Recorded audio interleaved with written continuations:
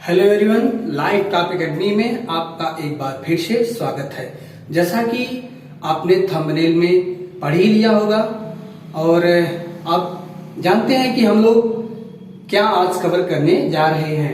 तो हम आज कवर करने जा रहे हैं एक बहुत ही अच्छा सा टॉपिक और इससे लगभग सभी कॉम्पिटिटिव एग्जाम्स में क्वेश्चन आते रहते हैं।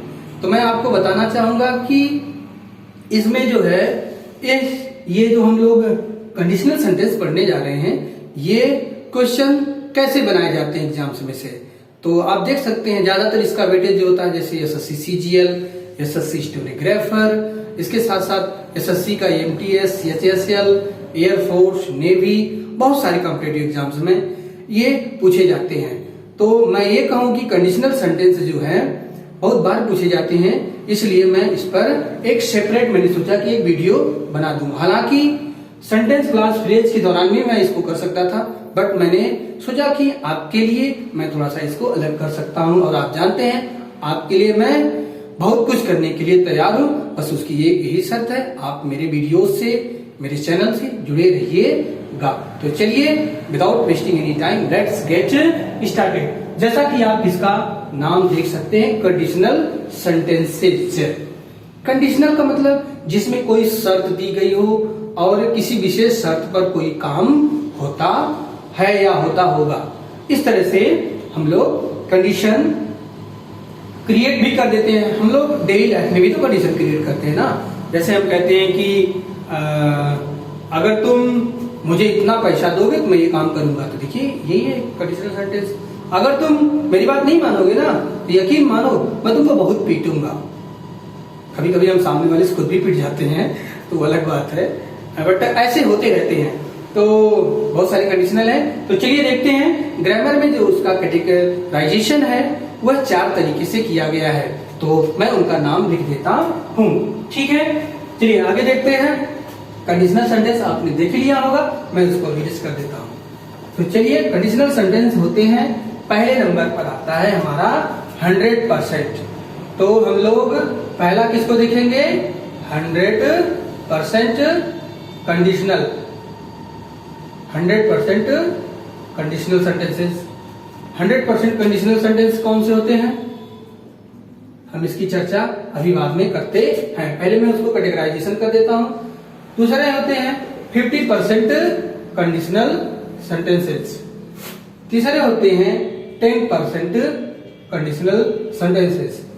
और लास्ट में जो होते हैं 0% कंडीशनल सेंटेंसेस। आप परसेंट वगैरह देख करके प्लीज ये मत घबराइएगा कि मैं आपको कोई मैथ वगैरह बताने जा रहा हूँ। हालांकि मैं मैथ का बहुत अच्छा विद्यार्थी नहीं रहा हूँ, तो मैं यहाँ पर 100% वगैरह देख करके आप please you don't get confused.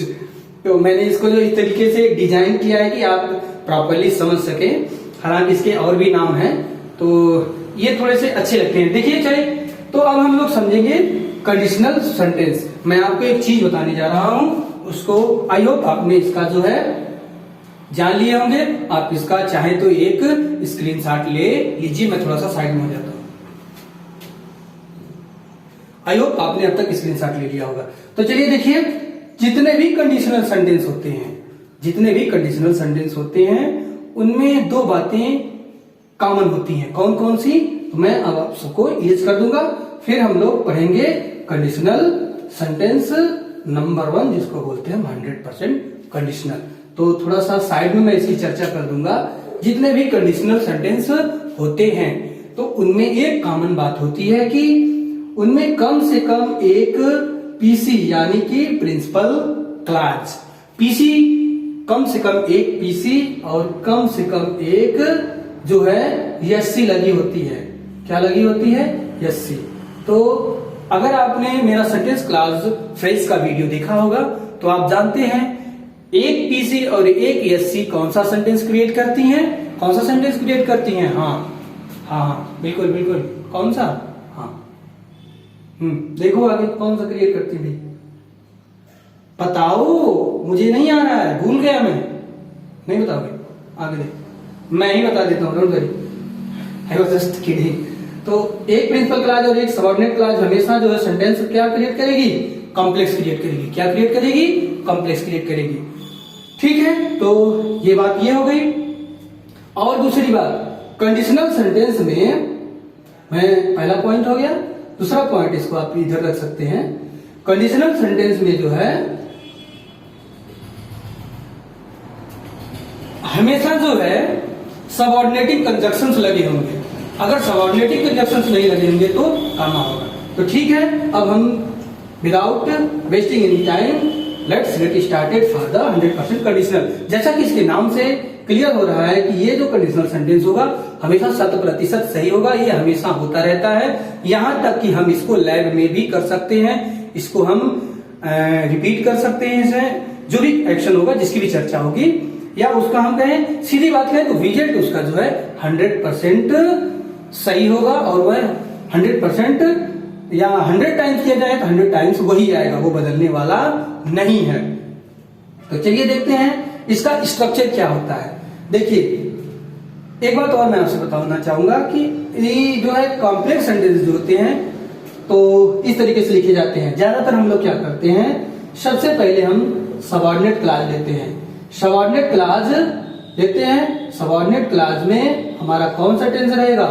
Subordinate clause में हम क्या रखेंगे? Present in definite. या तो मैं इस तरह से लिख देता हूं, present in definite.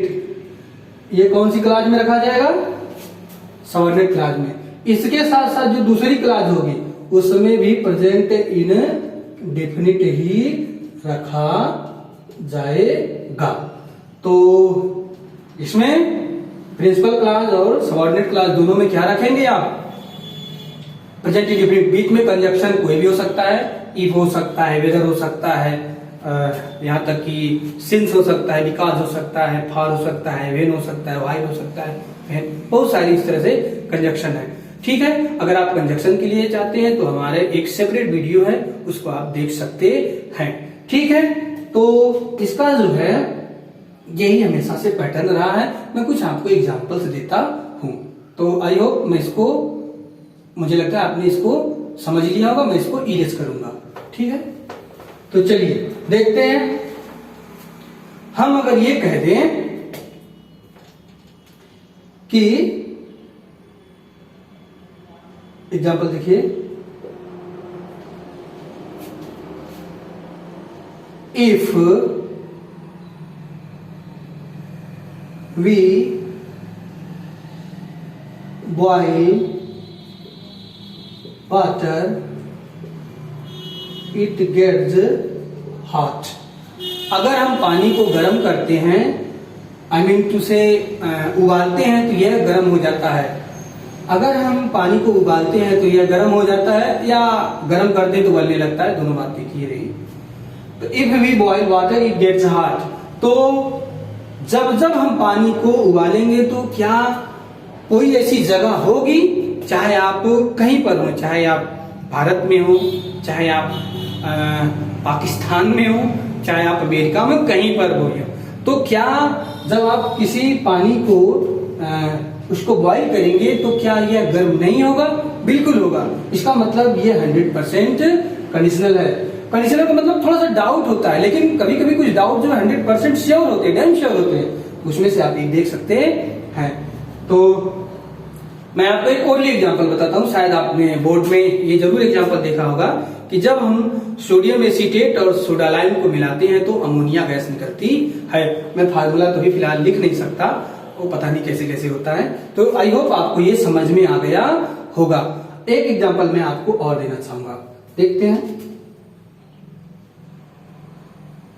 If we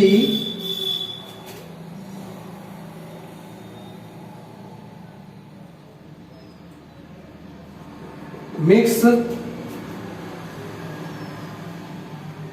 H2, sorry not H2 मैं नहीं लिखूंगा। If we mix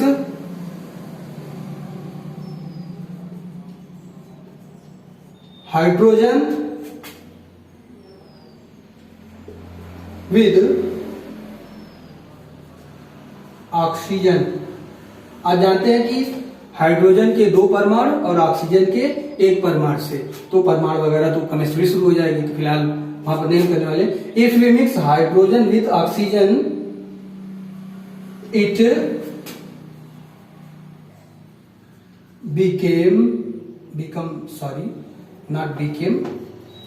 it becomes water. तो आप देख सकते हैं ये हमेशा सही होगा। यदि हम हाइड्रोजन और ऑक्सीजन को परस्पर मिलाते हैं, एक कोई निश्चित अनुपात होता है, तो यह क्या बन जाता है, वाटर बन जाता है। तो चलिए, आप आई होप आपको इतना समझ में आ गया होगा। मैं इसको इरेज कर रहा हूं। तो और भी कुछ एग्जाम्पल हैं, जैसे हमारे डेली के एग्जाम्पल हैं। यदि जैसे कहते हैं ना, यदि आप दूसरों की मदद करते हैं तो वे लोग आपकी भी मदद करते हैं। यदि आप दूसरों को नुकसान पहुंचाते हैं तो वे आपका भी नुकसान पहुंचाते हैं। तो आई होप 100% कंडीशनल आपको समझ में आ गया होगा। मैं इसको और बहुत ज्यादा डीप नहीं करना चाहता हूं। वजह इसकी साफ है, क्योंकि बहुत ज्यादा इससे क्वेश्चन नहीं पूछे जाते हैं। अगला जो हम लेकर के आ रहे हैं वो है हमारा 50% कंडीशनल। 50% कंडीशनल, ये कौन सा है, 50% कंडीशनल सेंटेंस। जैसा कि इसके नाम में ही आप देख सकते हैं, 50% का मीनिंग क्या होगी, आप खुद गेस कर सकते हैं। 50% कंडीशनल, इसका मतलब ये हो जाएगा कि कोई काम जो है होने का 50-50% चांस है। तो इसका स्ट्रक्चर कैसे होता है मैं आपको बता देता हूं, हिंदी में भी बताऊंगा, इंग्लिश में भी बताऊंगा। तो आप इसका स्ट्रक्चर लिखिए मेरे साथ। जो है इसकी जो है हम पीसी जो है, देखिए कॉम्प्लेक्स सेंटेंस की एक खास बात और है। मैं वहां पर जब बता रहा था तो मैं आपको एक बार और बता देना चाहूंगा। अगर मैंने बताया है तो, नहीं बताया तो फिलहाल अभी यहां पर समझ सकते हैं। कॉम्प्लेक्स सेंटेंस को हम चाहे पीसी पहले रखें चाहे सबऑर्डिनेट क्लॉज रखें, तो मैं दोनों तरीके से यहां पर रख करके अभी आपको दिखा देता हूं। इसमें कोई भी जो चीज होगी वो 50-50% होने का चांस होती है। एक अच्छा सा एग्जांपल मैं आपको बताता हूं। अगर हमने कह दिया कि यदि आज बारिश होगी, यदि आज बारिश होगी, तो if it rains today I shall not go to my office। ये शायद ये कहा जा रहा है कि शायद ये सवेरे की बात होगी, तो कोई व्यक्ति सोच रहा है कि अगर आज बारिश हो जाएगी तो मैं ऑफिस नहीं जाऊंगा। इसको आप इस तरीके से भी लिख सकते हैं, I shall not go to my office if it rains today. ठीक है, तो आई होप आपने जो है इसका स्ट्रक्चर समझ लिया होगा। तो हम लोग बात कर रहे थे 50% में कंडीशनल में कैसे कैसे रखेंगे। तो मैंने आपको थोड़ा सा पैटर्न बदला है, आप देख सकते हैं। इसमें जो है ये रही हमारी सबऑर्डिनेट क्लॉज, ये रही सबऑर्डिनेट क्लॉज यहां पर, और फिर यहां से ये यहां पर है। सबऑर्डिनेट क्लॉज हमारी यहां पर है। तो ये किस टेंस में दिख रही है, प्रेजेंट इंडेफिनिट में दिख रही है। और रही ये हमारी पीसी, ये किस में दिख रही है आपको, ये पीसी किस में दिख रही है आपको, बिल्कुल आपने सही गेस किया, ये फ्यूचर इंडेफिनिट में दिख रही है। तो इसका आप जल्दी से पैटर्न बना लो तो मेरे साथ, मैं इसको एडजस्ट कर देता हूं। आगे देखिए, इसका पैटर्न ये रहा हमारा कि जो हम उसको पीसी को रखेंगे, हमारी जो फ्यूचर इंडेफिनिट यूज होगा किसके लिए, पीसी के लिए यूज होगा। और प्रेजेंट इन डेफिनिट ये किसके लिए होगा, सबऑर्डिनेट क्लॉज के लिए। बीच में कंजक्शन आप रखेंगे, कभी कभी कंजक्शन नहीं भी रखे जाते हैं, फिलहाल वो सब दूसरी बातें हैं। तो आई होप आपको इतना ये समझ में आ रहा होगा। मैं कुछ एग्जांपल्स आपको बता देता हूं। जैसे अगर हमने कह दिया कि यदि तुम मुझे मारोगे तो मैं भी तुमको मारूंगा, इफ यू बीट मी, या शायद मर्डर वर्डर की बात हो जाए, if you kill me I shall to kill you, मैं भी तुमको मारूंगा। तो 50-50% चांस है, मत मारो मुझे, मैं तुमको नहीं मारूंगा। यदि तुम मुझे परेशान करोगे तो मेरा भाई तुमको परेशान करेगा, हो सकता है भाई भी उसके पीछे हो। तो if you disturb me, my brother will also disturb you. तो आप देख सकते हैं इसमें जो चांसेज होते हैं 50-50 के होते हैं। तो अब आते हैं थोड़ा सा और क्लोज बातें करते हैं कि इसमें से क्वेश्चन कहां से बनता है। देखिए क्वेश्चन मैं आपको बना के दिखा दे रहा हूं यहां पर, तो इसको मैं हटाता हूं। क्वेश्चन इसमें से आपको इस तरह से आएगा, if it will rain today I shall not go to my office. हो सकता है जनाब का कहीं छुट्टी वगैरह जाने का मूड हो। तो आपको ये देखिए हिंदी में बिल्कुल लगेगा, मैं हिंदी भी लिख देता हूं। यदि आज बारिश होगी तो मैं ऑफिस नहीं जाऊंगा। तो आप देख सकते हैं कोई प्रॉब्लम नहीं है, ये गागी के साथ है, ये भी गागी के साथ है, आप इसका सही ट्रांसलेशन कर दिए हैं। लेकिन ऐसा नहीं है, कंडीशन में मैंने बताया कि जब 50-50 रहेगा तो जो सबऑर्डिनेट क्लॉज होगी वह प्रेजेंट इंडेफिनिट में ही हो सकती है। हो सकता है नेगेटिव में भी हो, तो नेगेटिव में आप डू डज सेट कर सकते हैं। आई होप आपको इतना ये समझ में आ रहा होगा। तो आप इसकी एरर कहां बताएंगे, या हाँ बिल्कुल, तो इट विल रेन की बजाय क्या होगा, इन दोनों की बजाय क्या हो जाएगा यहां पर, इसको मैं हटा दूंगा। इफ इट, अब विल हट जाएगा तो रेन हो जाएगा। अब रेन सिंगुलर है, आई मीन से इट सिंगुलर है, तो रेन को भी तो हमको सिंगुलर बनना है। तो if it rains today I shall not go to my office. चलते हैं नेक्स्ट टाइप की तरफ हम बढ़ेंगे। जो दूसरा हमारा दूसरा क्लियर हो गया, जो नेक्स्ट वन टाइप हम लोग जो दूसरा तीसरा पढ़ने जा रहे हैं वो है 10% कंडीशनल। कौन सा कंडीशनल, 10% कंडीशनल, 10% कंडीशनल सेंटेंसेस। इसमें देखिए 3 टाइप कुल बनते हैं। How many types, 3 types. मैं उनको अलग अलग डिवाइड कर दिया हूं। तो इसमें जो होगा टाइप 1, हम क्या पढ़ने वाले हैं, टाइप 1। टाइप 1 में क्या होगा, ये देखिए इसके नाम से पता लग रहा है इसके होने का चांस बहुत कम होता है। बहुत कम होता है कि मतलब शायद ही कभी हो जाए ऐसे क्वेश्चंस में। तो टाइप 1 में हम लोग रखेंगे सिर्फ होना के लिए। होना के लिए कैसे रखेंगे, मैं डायरेक्ट एग्जांपल पर आता हूं। तो देखिए जैसे इस तरह से हो जाए कि if I was there I would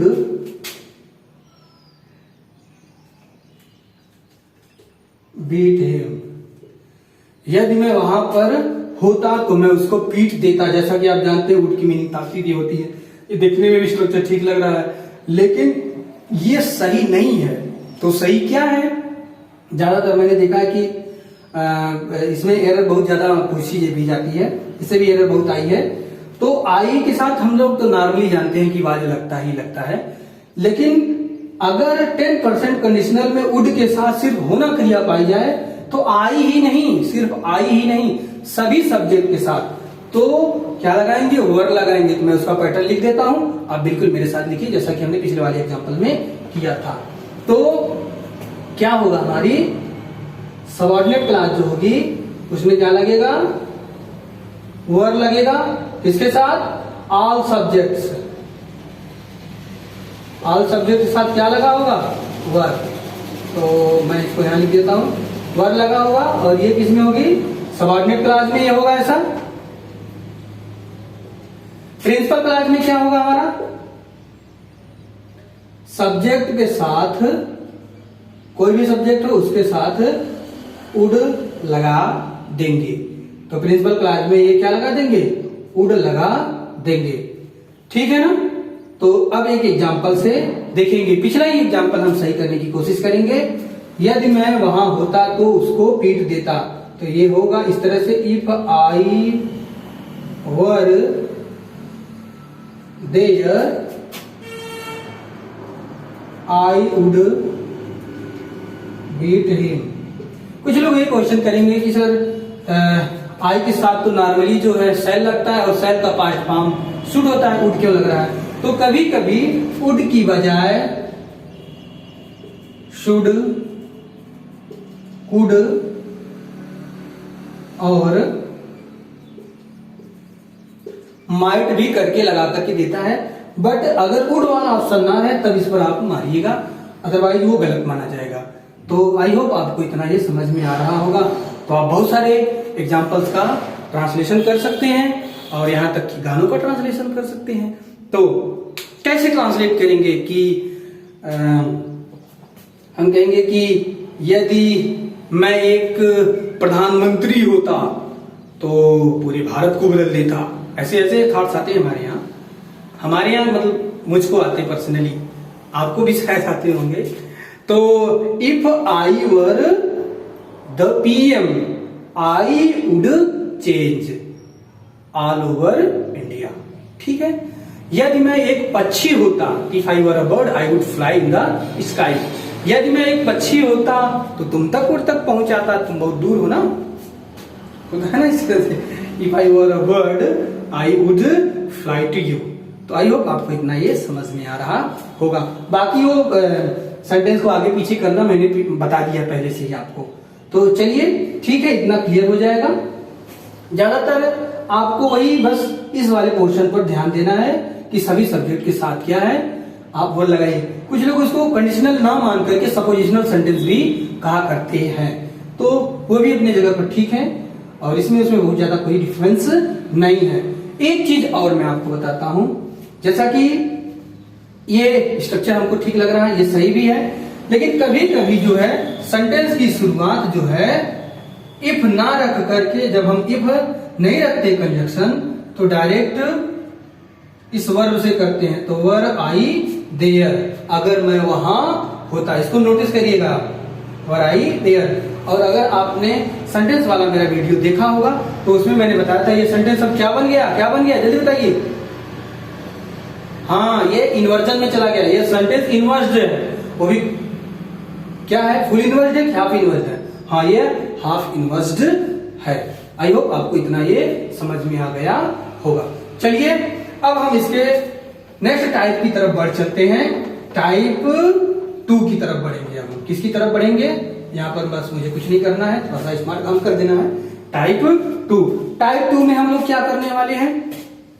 type 2 में देखिए हम कुछ विशेष नहीं करने वाले हैं। अब हम इसमें थोड़ा सा क्या देखेंगे, एक्शन लगा करके देखेंगे। क्या लगा करके देखेंगे? एक्शन। पहला वाला मैंने बताया था वह सिर्फ होना के लिए था। इस टाइप 2 में हम लोग एक्शन देखेंगे। एक्शन देखेंगे, क्या देखेंगे? एक्शन देखेंगे। तो चलिए एक्शन देखेंगे हम। और जैसे हमने कह दिया कि यदि तुम आते तो मैं वहां जाता, यदि तुम आते तो मैं वहां जाता। इसमें देखिए एक्शन है, होना के लिए नहीं है। हालांकि दोनों बराबर ही हो सकते थे, मैंने बट उसको थोड़ा सा डिवाइड कर दिया। देखिए तो क्या कर देंगे, यदि तुम आते, यदि तुम आते तो मैं वहां चलता या जाता, पहुंचता, व्हाटएवर। तो क्या करेंगे आप, आना के लिए क्या लगा दें, वुड कम दोनों में लगा दें। देखिए दोनों क्लासों में वुड का प्रयोग कभी साथ साथ नहीं हो सकता है। एक क्लास को हम पास्ट इंडेफिनिट में रखेंगे, किसमें, जो है सबऑर्डिनेट क्लास हम किसमें रखेंगे, पास्ट इंडेफिनिट में रखेंगे। तो मैं पहले उसको यहां मैं इसको सही कर देता हूं, लिख देता हूं, फिर मैं पैटर्न बनाता हूं आपको। तो क्या हो जाएगा, if you came I would go there. ठीक है, if you came I would go there. तो आपको एग्जाम में कैसे पूछने वाला है, तो ये कुछ नहीं करेगा, if you would come I would go there, इसी तरीके से पूछता रहता है। कभी कभी वुड की वजह शुड भी लगा देगा। तो ऐसे आपको कंफ्यूज नहीं होना है कि अगर 10% का टाइप 2 कंडीशनल है एक्शन के लिए तो आप उसमें पास्ट इंडेफिनिट लगाएगा। मैं पैटर्न यहाँ पर लिख दे रहा हूं। तो पैटर्न क्या होगा हमारा, पास्ट इंडेफिनिट, पास्ट इंडेफिनिट किसके लिए, सबऑर्डिनेट क्लॉज के लिए। वह सेकंड फॉर्म भी हो सकता है, वह डिड नॉट फर्स्ट फॉर्म भी हो सकता है। तो मैं यहाँ पर लिख देता हूं, ज्यादातर पास्ट इंडेफिनिट में सेकंड फॉर्म की ही पूछने के चांसेस होते हैं। तो पास्ट इंडेफिनिट किसके साथ आ सकता है, सेकंड फॉर्म या डिड प्लस फर्स्ट फॉर्म के साथ भी आ सकता है। ठीक है। और जो है प्रिंसिपल क्लॉज हमेशा सब्जेक्ट प्लस वुड, अब तक आप क्लियर यहां पर कर ही लिए होंगे, ये रहेगा। ठीक है। आपको ये आई होप आपको ये इतना समझ में आ गया होगा। ठीक है ना। तीसरा टाइप हम देखेंगे। तीसरा वाला टाइप थोड़ा सा मजेदार है, उसको मैंने इसलिए लास्ट में सेट किया है। तीसरे टाइप में हम लोग क्या करते हैं, कभी कभी जो कल्पना होती है वो पास्ट टेंस में इसका स्ट्रक्चर भले ही दिखाती है, लेकिन वो कल्पना या तो फ्यूचर की होती है या तो प्रेजेंट की होती है। एक बार ध्यान से सुनिए, या तो कल्पना फ्यूचर की होगी या तो प्रेजेंट की होगी। तो कैसे होगी देखते हैं। इसमें हम दो कंजक्शन यूज करेंगे, एज इफ और एज, तो दोनों की मीनिंग सेम है। तो मैं डायरेक्ट आपको एग्जांपल की तरफ ले चलता हूं। देखिए कल्पना अगर बहुत ज्यादा है, देखिए यहां पर he walks as if he were a prince, वो ऐसे चलता है कि जैसे एक राजकुमार हो। तो इसमें कल्पना की लेवल बहुत ज्यादा है, उसके होने और राजकुमार के होने में अंतर। वैसे भी अब कहाँ राजकुमार वगैरह हुआ करते हैं, हम लोग डेमोक्रेटिक कंट्री हैं। तो he walks as if he were a prince, तो यहाँ वर का प्रयोग बहुत ही उचित है, अच्छा है। ठीक है ना, आपको इतना समझ में आ गया होगा। फिर अब हम वही एग्जाम्पल अब थोड़ा सा उसको जो है सोफिस्टिकेटेड करके देखेंगे। ही वॉक्स एज, ये देखिए ये प्रेजेंट की कल्पना है। ये कल्पना किसकी है, प्रेजेंट की। ये काम पास्ट में नहीं हुआ है, ये प्रेजेंट की बात है। चलता है, बिल्कुल वो चलता है। और उसमें क्या होने के ऐसी चीजें देखते हैं, कल्पना का लेवल थोड़ा सा हाई है एक राजकुमार की। हालांकि राजकुमार नहीं हो सकता है, थोड़ा आड़ा की झट चलता होगा। लेकिन अब फिर से उसी देखें, ही वॉक्ड एज, सॉरी एज दो, मैंने बताया कि एज दो और एज इफ में कोई अंतर नहीं, without any difference you can use in the place of each other. He walked as if he. अब हम देखेंगे, मैं यहां थोड़ा सा छोड़ देता हूं, अलेव। तो आप क्या बताएंगे, कितनी सिचुएशन इसकी पॉसिबल हो सकती है। तो ही, मैं तो हिंदी बता देता हूं कि वह ऐसे चलता है कि जैसे कि वह एक लंगड़ा हो। तो एक सिचुएशन ये है कि वह जो बनावटी चाल चल रहा है, लंगड़ा नहीं है, बनावटी चल रहा है, सबको एक्टिंग कर रहा है, शायद टिकटॉक बना रहा होगा लंगड़ा वगैरह का, या उस तरह ना एक जोकर मुंह बनाता है ना। तो इसमें क्या लगाएंगे, जब कल्पना का लेवल ज्यादा हाई है तो इसमें आप वर लगाएंगे। आई होप आपको समझ में आ रहा हो।